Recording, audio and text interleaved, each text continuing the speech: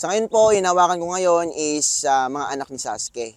Ayan. So, ito yung mga season na to is yung maliliit, mga 1 week old. Yung iba naman is 2 weeks old. Yan, medyo mahangin. Ayun ang season ng mahangin, no? Pero ito, naka-brooder po to. Pinalabas ko lang para makita po ninyo, no? Ito po ay may nagpa-reserve kasi sa atin, no, 3 trio, isang lalaki at 2 babae yung kukunin ni Sir. At yung halaga po ng sisyo na binibenta natin is 2,500 pesos kada month old. So, gusto kasi ni Sir month old lang, no? So, bibigyan natin sa kanya ng 7,500 pesos yung tatlo na. Yan, naka-kumpleto na po yan, no, sa Beyond B1, lahat-lahat, binigay na natin, deworm, magbibigay tayo ng mga dewormer kay Sir, and syempre, selection yan, no. Halos ito, sobrang gaganda itong mga anak ni Sasuke, at excited ako, no, na mag-release sa kanya at mag-deliver din. Yan. And tatopic din natin ngayon kung ano yung mga ginagamit ko dito para mas mapaganda pa yung similya ng mga alagang manok natin para mas mabilis mong dumami. Dito naman tayo sa mga ginagamit natin. So ano ba yung mga kailangan natin gamitin, no? Or ano ba yung kailangan na sangkap or vitamins ng manok natin para mas gumanda po yung kanyang similya. Yan, sa roosters tayo mag-uuna. Kailangan ng rooster natin, no? Syempre is L-carnitine. No? So based sa research, ito yung nagpapadagdag, no, ng similya ng mga roosters natin. Yan, mga sperms nila. L-carnitine. No? So L-carnitine po, no, yun po yung nagpapaganda ng muscles ng manok natin at syempre nagpapadadag ng simila sa mga roosters. Yan. Sa babae naman, pwede din po ito sa mga babaeng manok natin dahil meron dito po itong calcium. Sa lalaki, pwede din po, no? Kasi nga, may L-carnitine, calcium na papadadag similya, may calcium pa, stronger bones, magandang itlog, no? Pangitlog ng manok kasi nga kapag maganda yung shell ng manok ng itlog ng manok natin, no, quality po yung eggs niyan. Yan. So, dito din po sa ating King's Vita Plus, meron din pong calcium dito. Yan. At higit sa lahat, yung hinahanap ng mga pagkain, mga vitamins sa breeder, no? Vitamin A, vitamin D3, vitamin E. Tatlo po yan. Hinahanap po talaga ng mga breeders yan, yung mga vitamins na yan. Kasi nga, yun po yung ginagamit, no? Para sa pag-breed ng mga manok natin. Yun po yung mga vitamins, 3 vitamins yan at saka yung L-carnitine para sa mga roosters natin. Yan. Ito pwede din po ibakain to sa mga roosters natin, no. Kahit anong manok, kahit sisiyo, pwede po. Kahit anong hayop, pwede po yan. Yan. At higit sa lahat, may multivitamins, minerals, amino acids, essential elements, probiotics din po. Yan. Masigla na yung manok nyo dahil sa electrolytes, may probiotics pa. Kaya walang amoy, walang langaw yung inyong manukan. So yun po yung mga ginagamit ko dito, pamadalag similya, and papaganda ng mga manok natin at paganda ng produksyon para mabilis pong dumami. Dito naman tayo sa usapang baog. Yan, minsan yung mga manok natin hindi po baog, no, pero hindi po siya nangingitlog. Kasi nga, yun po yung tinatawag na excess fats. So kapag nagkamali po kayo sa pagpapakain sa mga manok ninyo, sobrang pakain, no, nagkakaroon po ng excess or sobrang taba yung inyong mga alagang mga manok, lalo-lalo yung mga hens natin. So kapag sobrang taba yung mga hens natin, natatabunan po ng taba or excess fats yung kanilang ovaries. So hindi po sila nangingitlog. No, kaya yun po yun, it's too late na kapag ganon, pwede silang i-diet gamit yung vitamins, no? Dagdag gastos na naman, vitamins na naman, no? Yung iba kinakain nila kapag may sapola yung manok. Pero yung gamot po sa sapola is vitamins lang po, no? Yung katulad ng bee pollen, L-carnitine, nakakatulong din po yun yung sa intenso power stag natin, no? Nakakatulong po yun para ma-reduce yung kanilang fats, no? And magiging turn into muscles. Ganun po yung tulong ng mga vitamins na ginagamit natin. So halimbawa naman, may baog na roosters, no? L-carnitine, ganun po yun. And syempre, magandang patuka. At nakakatulong din po kasi ito, no, para hindi po tayo malugi. Halimbawa, grabe yung patuka natin, palagi tayo nagpapatuka, tapos wala namang produksyon, ibig sabihin lugi tayo kapag ganun. Ito naman tayo sa ating mga Rhode Island Reds. Sa Rhode Island Reds natin, same din po yung pinapakain natin, no, sa mga native, sa ating mga Black Ostolor, sa hybrids natin. Except lang po dun sa mga Shamo Giants, iba din po yung pagkain na binibigay natin sa kanila, no? Kasi nga, mas mamahalin yun, mas kailangan ng magandang maintenance. At syempre, fresh. Yan. Dito fresh din naman, kaso nga lang per sako. Yung sa mga Shamo Giants natin is per pack. Kaya mas fresh yun. Yan, nakasilyado. Ito nakasilyado din naman pero nakasako siya. So may mga pumapasok din na hangin. Ayun, parang naka-vacuum lang, kumbaga. Yan.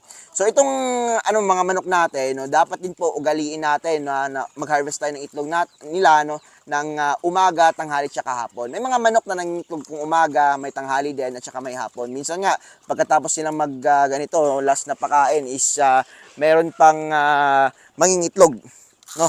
Yun po yung dapat gawin natin. Ano ba mangyayari kapag halimbawa late na tayo sa pag-harvest ng itlog, no? Once a day lang, kapag hapon lang or kapag gabi lang, pwedeng mangyari nun, yung iba magka-cracks, no? Kasi nga yung iba, kung saan nangitlog yung isa, doon din po nangitlog halos lahat sila. Yan. Based lang yan sa experience natin. Yan. At syempre, no, itong mga manok natin, no, yung mga itlog nila, kapag nag-cracks po yan, no, mamamatay din po yung simila dun sa loob. So useless din po, no. And kapag ganon, ay posibleng maging failure tayo or baka konti lang yung maging harvest natin, no. Minsan din po kapag nag-cracks yung ibang itlog, yung egg yolk po is didikit dun sa ibang bagong itlog, no. So tapos matatabo na mga alikabok. Yan. Yun po yung isa na sa napansin ko. And kapag ganun, malaki yung chance na yung itlog na yun mababaog. Yan. Pero dapat linisan din po natin bago tayo mag-load sa ating incubator. Dito naman tayo sa usapang incubator. So bago po mag-load sa incubator, kailangan po na 5 to 7 days lang yung maximum, no, na pag-iimbak ng itlog bago natin i-load sa incubator, no? Kasi kapag sumobra na po, no, yung hatching rate nun medyo mababa na or yung mga mabubuhay yung sisiyo medyo mababa na o yung fertility rate at saka hatching rate na mababa na. Yan. So kapag niload po natin yan, dapat po malinis yung itlog, no, nakasanitize kung pwede. Yan, nakasanitize din po yung ating or naka-disinfect yung ating incubators, setter at hatcher. So dalawang incubator yung ginagamit natin dito, dalawang klase. Merong setter at hatcher. Yung setter is from 0 to 18 days. And kapag doon naman sa hatcher, 18 days hanggang mapisa yung ating mga sisiyo. No, 21 days, 22 days, 23 days, doon yung araw na mapipisa na yung mga sisiyo ninyo. Yan. So doon kasi sa hatcher and sa setter, doon sa setter kasi may mga iba't ibang batch doon, no? Hindi sila magkasabay lahat. Yan. Tapos doon naman sa hatcher, isang batch lang po yung pwede doon and mabaho po kasi yun. Malansa, may mga dugo-dugo. No? Parang bagong anak din po ng mga hayop. Ganun po yun. So, malansain, kailangan linisan palagi. Doon sa setter, hindi na kailangan linisan lang kung pag may mga cracks or may mga disgrasya na nangyari. No? Ganun po yun. At palaging disinfect din po, syempre. Yan. At dito din po sa ating setter at hatcher, may mga kailangan po dito na humidity and temperature. Yan. Temperature muna tayo maguna. Dito tayo sa ating setter and hatcher, halos same lang naman yung temperature nila. Yung kailangan na temperature dito sa ating setter and hatcher o sa incubation, no, is nagsisimula po sa 37.5 degrees Celsius. No? Doon po yung starting na nabubuhay yung similya ng ating mga alagang manok. And namamatay po yung ating mga similya kapag 41 degrees Celsius na pataas. No? Pwede na pong mamatay yung mga similya kapag ganun. So kapag 40 degrees Celsius pababa, nabubuhay pa. No? Hanggang 37.5 degrees Celsius yung pinaka-minimum. Yan. So dito, ginagamit namin, di po kami nagsisimula dito sa 37.5 degrees Celsius kasi nga, malalaki po yung mga ginagamit ng incubator. Kapag maliit lang po yung incubator nyo, doon lang po kayo sa 37.5 degrees Celsius hanggang 38 degrees Celsius. No, ganun po yun. Pinaka-peak, 38 degrees Celsius pwede po. Hanggang 38.5 degrees Celsius pwede din po. Yan. So dito sa amin, nagsisimula po kami dito sa 38.5 degrees Celsius hanggang 39.5 degrees Celsius or hanggang 40 degrees Celsius. Kasi kapag ganun, dito po kasi sa taas, ibang temperature. Abang bumababa din po yung temperature. No? So, mas mataas lang yung sa taas. No? So, ganun po yun. Ganun po yung pagka-calibrate. So, dito, calibrated namin yan. Basic experience namin, nagsisimula po ako sa 38.5 degrees Celsius. No? At namamatay po yung temperature hanggang 39 degrees Celsius. No? Minsan, 39.5 degrees Celsius. No? Kaya, minsan, 18 days pa lang, may na-hatch na. Kasi nga, perfect yung pag-calibration namin. So, nakadepende din po yan sa inyo. And dapat alam nyo rin mag-calibrate. No? So, gumamit pa kayo ng mga hygrometers. Mabibili po yan sa mga online, Lazada, Shopee. Meron din po yung mga ganyan. So, and sa humidity naman, napaka-important ng humidity. Ano bang tulong ng humidity? Ang humidity po, yun po yung napapalambot ng mga itlog ng ating mga alagang manok. So, halimbawa, kapag hatching na, matigas pa yung inyong itlog, no? Hindi kayang pisain ang ating mga sisiyo.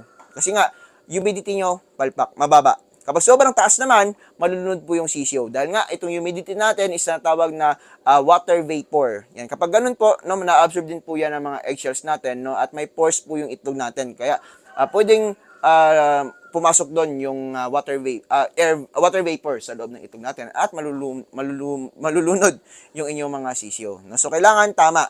So, kailangan dito sa ating setter, mas mababa kumpara sa hatcher. Sa setter natin is kailangan lang po ng 50 to 60% of humidity. Doon naman sa ating hatcher, mas mataas kasi nga hatching rate na yun. Kailangan mas malambot na yung eggshell. So, kapag ganun, kailangan is 55 to 65%.